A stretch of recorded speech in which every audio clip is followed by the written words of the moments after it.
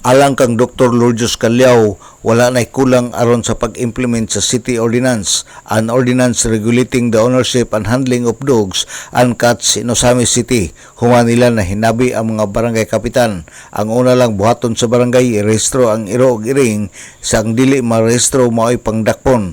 Sa pagkakaroon ang barangay pwede na mag house to house aron pagrehistro sa mga iro ug iring.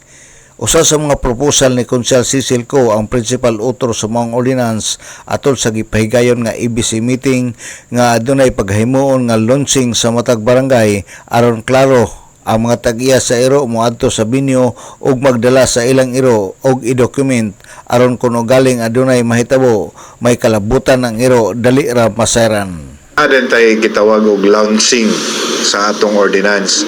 So mag-schedule ang barangay nga anang adlaw mass registration. So mag-set up ta dito sa barangay hall ana human adto ang mga tag-iya dito magdala sa ilang mga iro o mga iring kay picturean man dong.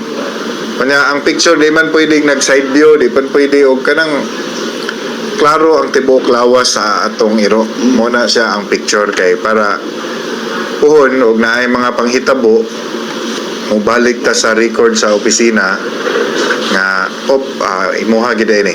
Si Dr. Lourdes Calao o si City Veterinary, posible karong bulan sa Hulyo pagahimuon ang launching aron makasugod na sa pag-implement. Alang sa DXDD Radio Campana, ang radyo sa simbahan, WD45 Dudong Bargamento, muluyog sa ika-75 nga jubileo sa simbahan sa Archdiocese sa Osamis Danag, Sarakbayan.